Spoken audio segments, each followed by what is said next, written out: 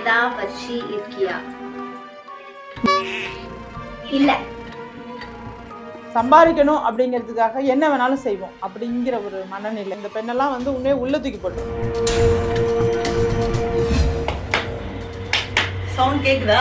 உழைப்பதற்கு வக்கு இல்லாமங்க இந்த பொண்ணுங்க இந்த மாதிரி ஷார்ட்கட்டை தயாரிச்சுக்கிட்டு பணம் ஈட்டலாம் அப்படின்னு நினைக்கிறாங்க. இதனால வந்து அப்பாவி பெண்கள் பாதிக்கப்படுறாங்க, அப்பாவி பெண்கள் சீரழிக்கப்படுறாங்க, குழந்தை உட்பட இங்க வந்து பாலியல் தாக்குதலுக்கு உட்படுறாங்கிறத உணராத இது மாதிரி கொடூரமான குணம் கொண்ட பெண்கள்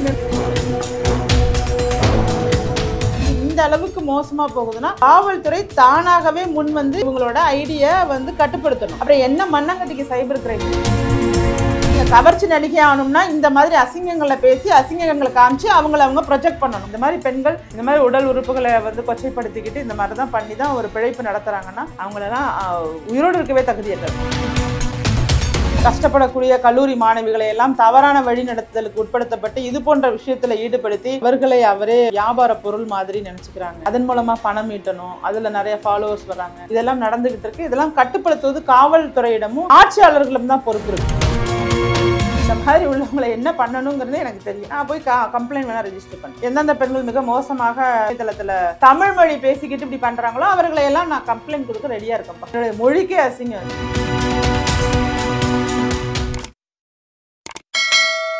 ஆரோக்கியர்களுக்கு வணக்கம். நான் உங்கள் அஜித். ஸோ இன்னைக்கு என் கூட ராஜேஸ்வரி பிரியா மேம் தான் இணைஞ்சிருக்காங்க. மேம் வணக்கம். வணக்கம் மேம். அதாவது என்னன்னா இப்போ சமீபத்துல கொஞ்ச நாளாவே இந்த சமூக வலைதளங்கள்ல இந்த அக்கா அப்படிங்கிற ஒரு வார்த்தை ரொம்ப ஒரு நல்ல ஒரு வார்த்தை, நம்ம வந்து மனசார ஒரு கூப்பிட ஒரு வார்த்தை. ஆனா இப்போ வந்து என்னன்னா அது வந்து ஒரு கேலிக்குண்டான ஒரு வார்த்தை மாதிரி ஆயிடுச்சு. நான் உங்களுக்கு அதை சொல்றதுக்கு முன்னாடி ஒரு வீடியோ ஒன்று காட்டணும். என்னன்னா நான் ஒரு வீடியோ காட்டுறேன். எதா வச்சு இருக்கியா?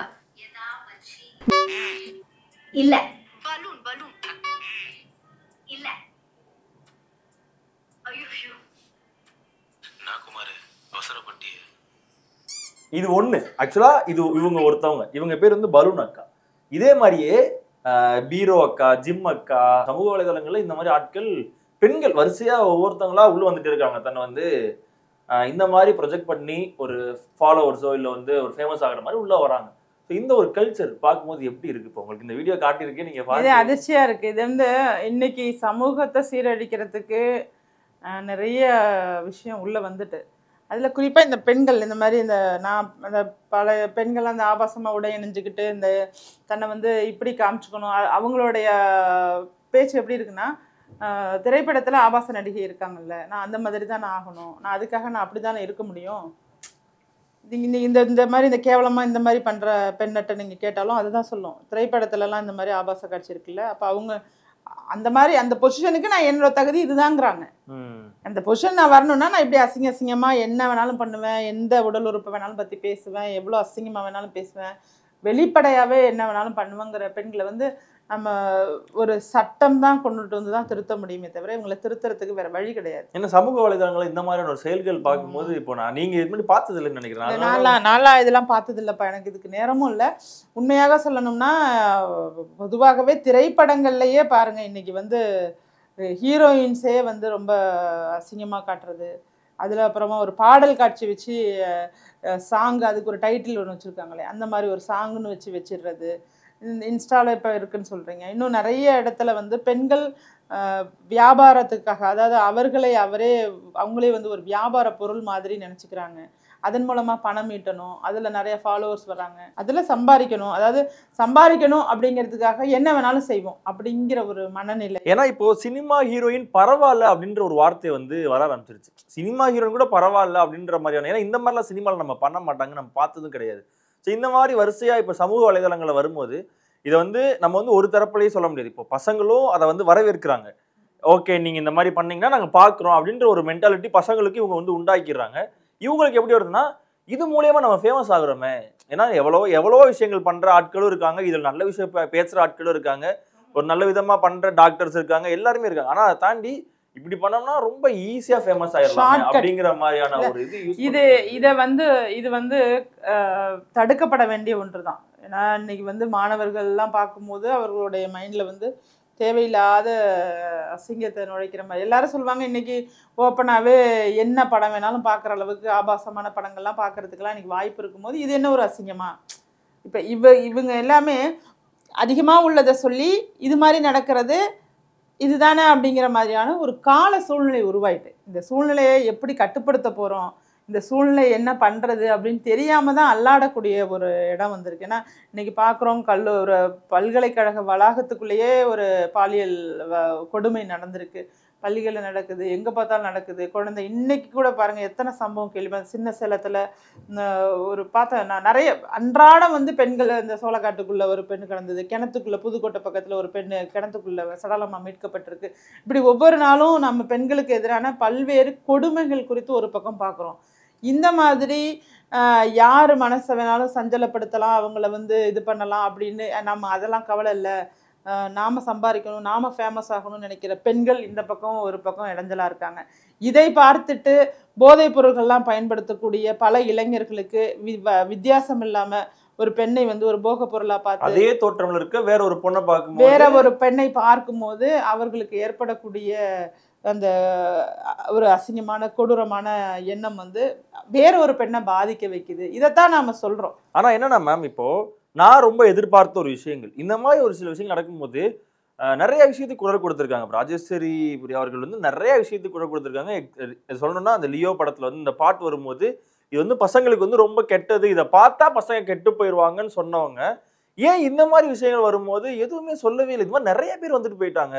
ஸோ அவங்களோட பின்னாடி இருக்க ஒரு பகுதியை வந்து தட்டி காமிச்சு வந்து இது இந்த மாதிரி இது கிடையாது அப்படின்ற சொல்றது. இப்போ இப்படி சொல்றதை என்னால புரிஞ்சுக்க முடியுது தம்பி. இது வந்து என்னுடைய பார்வைக்கு நான் பார்த்திருந்தா தானே நம்ம அது குறித்து பேசணும். நான் வந்து இப்ப ராஜேஸ்வரி பிரியாவை தாண்டி நீங்க பெண் அந்த ஒரு பெண்ணுக்கு வந்து ஒரு தப்பு நடக்குதுன்னா அங்க குரல் கொடுக்குறாங்க. ஒரு செட் ஆஃப் பீப்புள்ஸ் போய் நின்று அந்த பெண்ணுக்கு நியாயம் வேணும், அந்த ஆணை வந்து தண்டிங்கன்னு சொல்றாங்க. ஆனா அதே மாதிரி ஒரு சைட்ல வந்துட்டு இந்த மாதிரியான வீடியோஸ் போடுறது, இந்த மாதிரிலாம் பண்றதுக்கு இந்த மாதிரி போடக்கூடாதுன்னு ஒரு சட்டம்.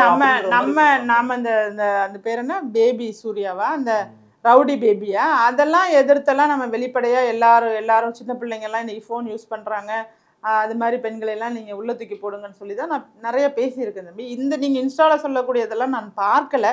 எப்பவுமே நீங்க ஒன்று தெரிஞ்சுக்கணும், இந்த ஃபோனை பொறுத்த வரைக்கும் நீங்க எதை பாக்குறீங்களோ அதை பற்றி என் அளவுக்கு அதிகமா அள்ளி கொடுத்துட்டு இருக்கிறது தான் ஃபோனு. ஆமா, கண்டிப்பா. புரியுதா? என்ன இரலவெண்டா நீங்க இருந்தீங்கன்னா அது நம்ம கிட்ட வராது. நான் அந்த மாதிரி விஷயத்த நான் பார்க்கல அப்படின்னு சொன்னா வராது. அதையும் தாண்டி ப்ரொமோஷன்ஸ் இருந்தா வரும், அதையும் தாண்டி அடிஷ்னல் ப்ரொமோஷன்ஸ் இருந்தால் எல்லாரும் ஃபோன்லையுமே வரும், நம்ம பார்க்க முடியும். இதுதானே. அப்போ இது வந்து நான் சரியாக பார்க்கல. இது இந்த அளவுக்கு மோசமாக போகுதுன்னா காவல்துறை தானாகவே முன் வந்து இவங்களோட ஐடியை வந்து கட்டுப்படுத்தணும். சைபர் கிரைம் அப்படிங்கிறது தன்னாலேயே வேலை பார்த்து அப்புறம் என்ன மண்ணங்கட்டிக்கு சைபர் கிரைம் இருக்குது? இதுக்கு தான் இருக்குது சைபர் கிரைம். நீங்கள் கொண்டு போய் கொடுக்குற கம்ப்ளைண்ட்டையே 6 மாதம் 8 மாதம் கழித்து தான் எடுத்து தூசு தட்டி திறக்குறீங்க. அப்போ ஒரு துறை இருக்குல்ல. இன்னைக்கு பிரச்சனையே என்னன்னா எல்லா டிபார்ட்மெண்ட்டும் ப்ராப்பராக ஒர்க் பண்ணாங்கன்னா இங்கே இந்த மாதிரி விஷயம்லாம் இருக்காது. இது வந்து சைபர் கிரைமில் இப்போ நான் ஒர்க் பண்ணுறேன்னு வச்சுங்க, கண்டிப்பாக இந்த மாதிரி விஷயத்தெல்லாம் என்னால் கண்ட்ரோல் பண்ணியிருப்பேன். ஏன்னா அவங்க ஒரு இதில் பேசும்போது சொன்னாங்க, உங்கள் குழந்தைகளை நீங்கள் தான் பார்த்துக்கணும், இந்த மாதிரி விஷயத்தெல்லாம் நீங்கள் காட்டாமல் இருங்க, நீங்கள் ஏன் காட்டுறீங்க அப்படின்ற மாதிரியான ஒரு வார்த்தைகளை வந்து அதுதான்மா அவங்களோட. அதான் சொல்லிட்டேனே, இப்போ வந்து நான் டாக்டர் ஆகணும் அப்படின்னு சொன்னால் நான் நீட்டுக்கு ப்ரிப்பேர் பண்ணணும் அப்படின்னு இன்னைக்கு பிள்ளைங்க இருக்காங்கல்ல. அது மாதிரி இதுங்க கவர்ச்சி நடிகை ஆகணும்னா இந்த மாதிரி அசிங்கங்களை பேசி அசிங்கங்களை காமிச்சு அவங்க ப்ரொஜெக்ட் பண்ணணும் அப்படின்னு சொல்கிறாளுங்க. எல்லாருக்குமே வந்து அந்த அவங்க பண்ணுறதை நியாயப்படுத்துவதற்கான ஏதோ ஒன்று சொல்லிக்கிட்டு இந்த மாதிரி ஆன்மீகத்தை பயன்படுத்துகிறவங்களா இருக்கட்டும், ஆபாசத்தை பயன்படுத்துகிறவங்களா இருக்கட்டும், இவர்கள் எல்லோருமே அவங்களுக்குன்னு சொல்லி ஒன்று சொல்லிக்கிட்டு ஏதோ ஒன்று அதை நம்ம மக்களும் போய் பார்க்குறாங்கல்ல. நீங்கள் சொன்ன மாதிரி மாணவர்கள் இளைஞர்களும் அதை நோக்கி போகிறாங்கல்ல. அப்போ அதை வந்து நாம் சொல்லணும், அவங்கள பார்க்காதீங்கன்னு சொல்லணும் அப்படிங்கிறது ஒரு விதத்தில் உண்மைதான். அதை நம்ம ஒரு 15 வயசு அந்த பசங்கள்கிட்ட இது மாதிரிலாம் டிஸ்டர்பன்ஸ் இருக்கும், இதை நீங்கள் இப்படி பார்க்கக்கூடாது, இது வந்து பெண்களை வந்து இழிவுபடுத்துறதும் பெண்களை மேலே உங்களுக்கு தவறான ஒப்பீனியனை இது ஃப்யூச்சரில் உருவாக்கிடும், இது வேண்டாம், இது ஜஸ்ட் உனக்கு ஒரு உடம்பு இருக்குன்னா பெண்களுக்கு ஒரு உடம்பு இருக்குது, இது ஒரு சயின்ஸ் தான் இது அப்படின்னு சொல்லி வெளிப்படையாக அவங்களுக்குள்ள இந்த கியூரியாசிட்டி இருக்கிறத கம்மி பண்ணலாம். அவங்களுக்கு ஆர்வம் இருக்கும், அந்த வயதின் கோளாறு ஒரு ஆர்வம் இருக்கும், பெண்ணை பற்றி தெரிந்து கொள்ளக்கூடிய ஒரு ஆர்வம் இருக்கும். அந்த ஆர்வத்தை எல்லாம் பள்ளி படிப்பிலேயே நீங்கள் வந்து ஒரு கல்வியாக ஒரு பாலியல் கல்வி அப்படிங்கிறத கொண்டுட்டு வந்து அதை எக்ஸ்பிளைன் பண்ணுங்கன்னு நான்லாம் சொல்கிறேன். இந்த கல்வி முறையிலேயே சில மாற்றங்கள் தேவைப்படுது தான். இதை நீங்கள் வேறு விதமாக எடுத்துட்டா எடுத்துங்க. ஆனால் உண்மை என்னென்னா இது எதுவுமே இல்லை, இது ஒரு ஆண், இது ஒரு பெண் அப்படிங்கிறதுக்குள்ள வேற என்ன டிஃப்ரென்ஸ் இல்லை. இவங்க வந்து தாய்மை அடைகிறதும், அந்த தாய்மை அடையும் போது அந்த குழந்தைக்கான உணவாக வந்து நம்ம வந்து மார்பகம் அப்படிங்கிறது பெண்ணுக்கு வந்து பால் ஊட்டுவதற்காக படைக்கப்பட்டது, அதுதான் அப்படிங்கிறத நீ எக்ஸ்பிளைன் பண்ணி அது மாதிரியான விஷயத்தை தெளிவுபடுத்தும் போது ஒரு மாற்றம் ஆண்களுக்குள்ள வரத்தான் செய்யும். நீங்க அந்த பார்க்குறவன் வந்து ஏன் பார்க்குறான் அப்படின்னு கேட்டால் அவன் வயசு பார்ப்பான். இந்த பெண்களை என்ன பண்ணலான்னா இவங்க மேலே கேஸ் போடலாம், அவங்கள உள்ள தள்ளலாம். நான் வந்து பெண்ணியவாதி கிடையாது, நான் ஐம் நாட் ஃபெமினிஸ்ட்னு நான் எங்கேயுமே என்ன சொன்னதும் கிடையாது. நான் நடுத்தரமாக தான் இருப்பேன். இந்த மாதிரி பெண்கள் இந்த மாதிரி உடல் உறுப்புகளை வந்து கொச்சைப்படுத்திக்கிட்டு இந்த மாதிரி தான் பண்ணி தான் ஒரு பிழைப்பு நடத்துகிறாங்கன்னா அவங்களெல்லாம் உயிரோடு இருக்கவே தகுதியற்றவர்கள். மேம் இது வந்து இதோட நிக்கிறது இல்லை, இது வந்து மேல ஒரு படி போகுது. என்னன்னா உழைப்பதற்கு வக்கு இல்லாமங்க இந்த பொண்ணுங்க இந்த மாதிரி ஏதாவது ஒரு விதத்துல ஷார்ட்கட்டை தயாரிச்சுக்கிட்டு பணம் நீட்டலாம் அப்படின்னு நினைக்கிறாங்க. இதனால வந்து அப்பாவி பெண்கள் பாதிக்கப்படுறாங்க, அப்பாவி பெண்கள் சீரழிக்கப்படுறாங்க, பச்சை பிள்ளைங்க 2.5 வயசு குழந்தை 2 வயசு குழந்தை உட்பட இங்க வந்து பாலியல் தாக்குதலுக்கு உட்படுறாங்கிறத உணராத இது மாதிரி கொடூரமான குணம் கொண்ட பெண்கள் மேலும் சட்டம் பாயணும்னு நான் சொல்றேன். இது வந்து எப்படி போகுதுன்னா அதே அவங்களோட இன்ஸ்டாகிராம் அக்கௌண்ட்ல ஒரு லெவல் மேல போறாங்க. நீங்க சாதாரணமா பாக்குற விஷயத்தை தாண்டி என்னோட பர்சனல் ஒரு சில விஷயங்கள் நீங்க பாக்கணும்னா நீங்க இவ்வளவு காசு கட்டி நீங்க இந்த சப்ஸ்கிரிப்ஷன் வாங்கிக்கோங்க இன்ஸ்டாகிராம்ல அப்படிங்கிற மாதிரியான ஒரு சைட் வருது. என்னன்னா ஒரு மாசத்துக்கு 400 ரூபாய் அப்படின்றப்போ ஒரு சில பேரோட அக்கௌண்ட்ல பார்க்கும்போது ஒரு 1000 பேர் இருக்காங்க. அவங்களோட பர்சனலா அவங்க விஷயத்த ஒரு காட்டுறாங்க. ஏன்னா காட்டுறதுனால இதெல்லாம் சைபர் கிரைம் காவல்துறை முன்னெடுப்பெடுத்து இதெல்லாம் நீங்க கவனிச்சு கண்காணிச்சு இதை கட்டுப்படுத்த வேண்டிய கட்டாயம் இருக்குல்ல, கட்டாயம் இருக்கு கண்டிப்பாக. இதெல்லாம் அலோ பண்ணவே கூடாது. இது எவ்வளவு குடும்பங்களை எவ்வளவு பாதிப்புக்கு உள்ளாக்கும். இன்னும் சொல்ல போனா கஷ்டப்படக்கூடிய கல்லூரி மாணவிகளை எல்லாம் தவறான வழி நடத்துதலுக்கு உட்படுத்தப்பட்டு இது போன்ற விஷயத்துல ஈடுபடுத்தி உங்களுக்கு ஃபீஸ் வந்துடும், உனக்கு பணம் வந்துடும், நீ கட்டிக்கலாம், இது மாதிரி பண்ணு அது மாதிரி பண்ணு, நீ ஒன்றும் எங்கேயும் போக வேண்டாம், நீ ஆன்லைன்லேயே அசிங்கமா நீ இந்த மாதிரி வீடியோ காலில் பேசு அதை பண்ணு, இதெல்லாம் இந்த விஷயங்களை எல்லாம் நான் வந்து நிறைய கேள்விப்படுறோம். இதெல்லாம் நடந்துகிட்டு இருக்கு. இதெல்லாம் கட்டுப்படுத்துவது காவல்துறையிடமும் ஆட்சியாளர்களும் தான் பொறுப்பு இருக்கு. இன்னைக்கு எல்லாம் மாடர்ன் சொசைட்டின்னு சொல்லிட்டு இந்த கெட்ட கருமம் எல்லாம் வந்து இன்னைக்கு வந்து இந்த மாடர்ன் சொசைட்டிக்குள்ள புகுந்து சீரழிச்சுக்கிட்டு இருக்கு. இதற்கு காவல்துறையும் ஆட்சியாளர்களும் கண்காணிப்போட நடந்து இதை கட்டுப்படுத்தணுங்கிறத தான் நம்ம வலியுறுத்த முடியும். இன்னும் ஒரு வாரம் கான்சென்ட்ரேட் பண்ணாங்கன்னா போதும். இது மாதிரியான பர்சன்ஸ் யாரு அப்படிங்கிறத ஃபைண்ட் அவுட் பண்ண ஆரம்பிச்சாலே டக்கு டக்குன்னு எல்லாம் ரிமூவ் ஆயிடும். இதுக்கான ஒரு வேட்டையை ஆரம்பிச்சாலே போதும். நீங்கள் வேட்டைன்னு சும்மா படம் ஓட்டிகிட்டு இருக்க வேட்டையெல்லாம் இல்லாமல் ஒரு உண்மையான வேட்டையை ஆரம்பிச்சிங்கன்னா இதெல்லாம் கட்டுப்படுத்த முடியும். அதுக்கு தான்ப்பா எங்களுக்கெல்லாம் அதிகாரத்தை கையில் கொடுங்கன்னு நாங்கள் கேட்குறோம். மக்களை நேசிக்கக்கூடியவர்களை அங்கீகாரப்படுத்துவதற்கு எல்லாரும் நல்ல உள்ளம் கொண்டவர்கள் வரணுங்கிறதுக்காக தானே நாங்களாம் அரசியல் இன்னும் அல்லாடிக்கிட்டு இருக்கோம். சரி, ஒருவேளை ராஜேஸ்வரி பிரியா அவர்களோட கண்ணில் இந்த மாதிரியான ஒரு வீடியோஸ்லாம் மாட்டியிருந்தா இல்லை ஒரு கொஞ்ச நாளைக்கு முன்னாடி பார்த்துருந்தா என்ன பண்ணியிருப்பீங்க, என்ன செஞ்சுருப்பீங்க? இல்லை தம்பி, நான் அந்த இலக்கியா அந்த பெண்ணுக்கெலாம் நான் நேரடியாக ஃபோன்லாம் பண்ணியிருக்கேன். கிட்டத்தட்ட அந்த கொரோனா காலகட்டத்தில் சின்ன பிள்ளைங்கள்லாம் ஃபோன் வச்சுருக்காங்கம்மா, ஆன்லைன் கிளாஸ் அட்டன் பண்ணுறாங்க, இந்த மாதிரியான வீடியோஸ்லாம் அவாய்ட் பண்ணுங்கள், பிஞ்சு மனசில் நஞ்சை விதைக்கிற மாதிரி இருக்கும் அப்படின்னு சொல்லும்போது ரொம்ப அந்த அந்த பெண்லாம் பேசுகிற விதமே வேற மாதிரியான பேச்சுமா. நீங்கள் என்ன பண்ண முடியும்? சட்டத்தின் மூலமாக தான் அவங்க மேலே நடவடிக்கை எடுக்க முடியும். நீ தனி மனிதராக ராஜேஸ்வரி பிரியா இருந்தால் ஒன்றும் பண்ண முடியாது. ராஜேஸ்வரி பிரியா சிஎம்மாக இருந்தால் என்ன பண்ணுவேன்னு வேணால் கேளுங்க, நான் பண்ணுறேன்.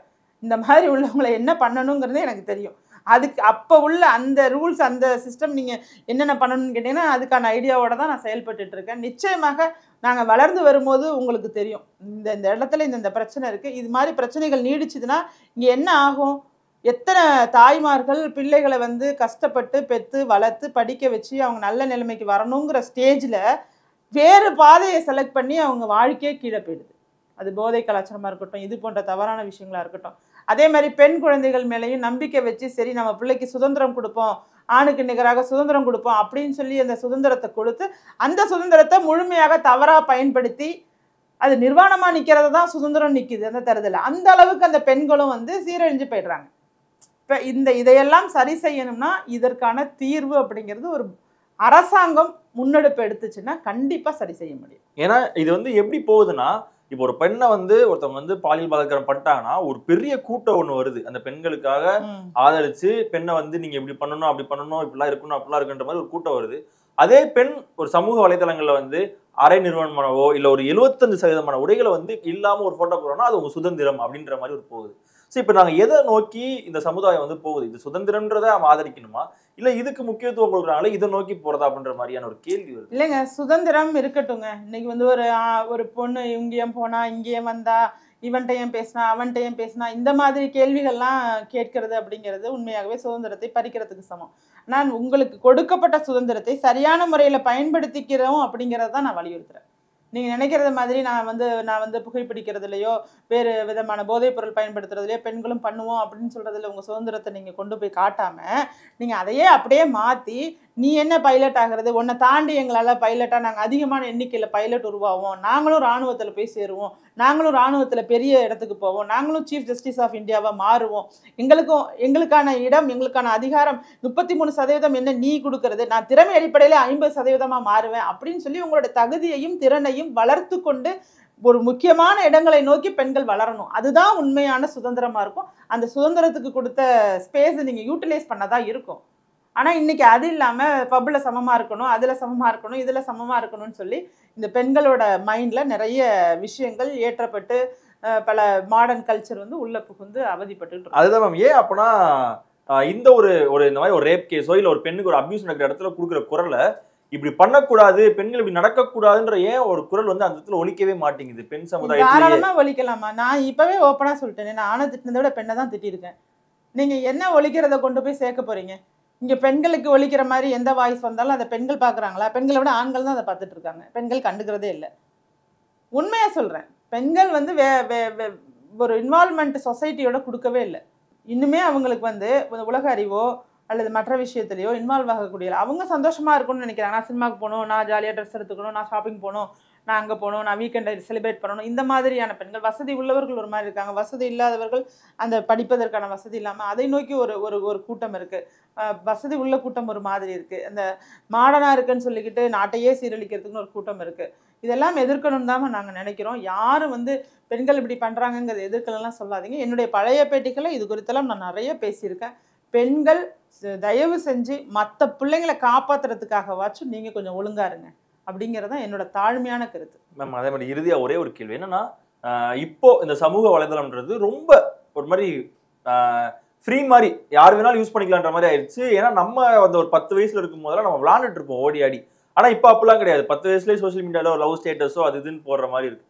ஸோ இப்போ இருக்க இந்த மாதிரியான பெண்கள் இப்படிலாம் நான் பார்க்குறத பார்த்ததுக்கு அப்புறம் இப்படி பண்ணா சம்பாதிக்கலாம் போலன்ற மாதிரி அடுத்து வர ஜென்ரேஷனோட லெவல் எப்படி இருக்கும்? வந்து நம்ம இப்போ என்ன பண்ணணும்னா, ஒரு பக்கம் கவர்மெண்ட்டும் தாய் தகப்பன் மாதிரி நடக்கணும். தாய் தகப்பன் இன்னும் அதிகமான அட்டென்ஷனை பிள்ளைகளுக்கு கொடுக்கணும். கவர்மெண்ட் வந்து இந்த மாதிரி அவலங்களை எல்லாம் கட்டுப்படுத்தணும். இந்த பெண்ணெல்லாம் வந்து உண்மையை உள்ள தூக்கி போட்டுறணும். அவள் யாருன்னு தெரில. உண்மையாக நீங்கள் வேணால் அனுப்புங்க அப்புறம் லிங்க்கு, நான் போய் கம்ப்ளைண்ட் வேணால் ரெஜிஸ்டர் பண்ணுறேன். உண்மையாக நான் இதை கவனிக்கலை, நீங்கள் இப்போ அனுப்புங்க. எந்தெந்த பெண்கள் மிக மோசமாக இந்த இணையதளத்தில் தமிழ் மொழி பேசிக்கிட்டு இப்படி பண்ணுறாங்களோ அவர்களை எல்லாம் நான் கம்ப்ளைண்ட் கொடுக்க ரெடியாக இருக்கேன்ப்பா. என்னுடைய மொழிக்கே அசிங்கம் அது. அவங்க அவங்க அவங்க பேசுகிற நம்ம தமிழர் அப்படின்னு சொல்லிட்டுலாம் இருக்கோம்ல, இந்த மாதிரி இந்த கலாச்சாரம் பண்பாடு எல்லாவற்றையும் இழந்து போயிட்டு இந்த மாதிரி நிற்கிறாங்க அப்படின்னு சொன்னால் நிச்சயமாகவே அவங்க தண்டனைக்கு உள்ளாக்கப்பட வேண்டியவர்கள் தான். நானே போய் கம்ப்ளைண்ட் கொடுக்குறேன், கொடுங்க, நான் அதை சரி. ஏன்னா இன்ஸ்டாகிராம் மூலியமா ஒரு சப்ஸ்கிரிப்ஷனுக்கு 400 ரூபான்னு வச்சா கூட 500 பேர் பண்ணாங்கன்னா 2 லட்சம் ரூபாய். அது மொத்தமா 2 லட்சம் ரூபாய்ன்னு பார்க்கறத விட ஒரு 500 பேர் அவனோட வாழ்வாதாரத்துல 400 ரூபாயை வந்து இதுக்காக செலவு பண்றாங்கன்றது ரொம்ப கஷ்டமான ஒரு விஷயமா இல்லையா? அப்போ மண்ணுக்காக போராடுறோம், மக்களுக்காக போராடுறோன்னு ஒரு 4 ரூபா கேளுங்க, அதை கொடுப்பதற்கு இந்த சொசைட்டியில் யாருக்குமே எண்ணம் கூட வராது. அப்போ பிழை 2 பக்கமும் தான் இருக்குது. நம்ம எல்லாத்தையுமே நம்ம வந்து ஒரு பக்கம் போட முடியாது. பிழை 2 பக்கமுமே இருக்குது. அதை சரி செய்ய வேண்டிய கடமை இங்கே எல்லாருக்குமே இருக்குது. எல்லாருமே ரெஸ்பான்சிபிலிட்டி எடுத்துக்கணும் தான், சோஷியல் ரெஸ்பான்சிபிலிட்டி எடுத்து தான் சரி செய்யணும். Okay ma'am, thank you ma'am. Thank you.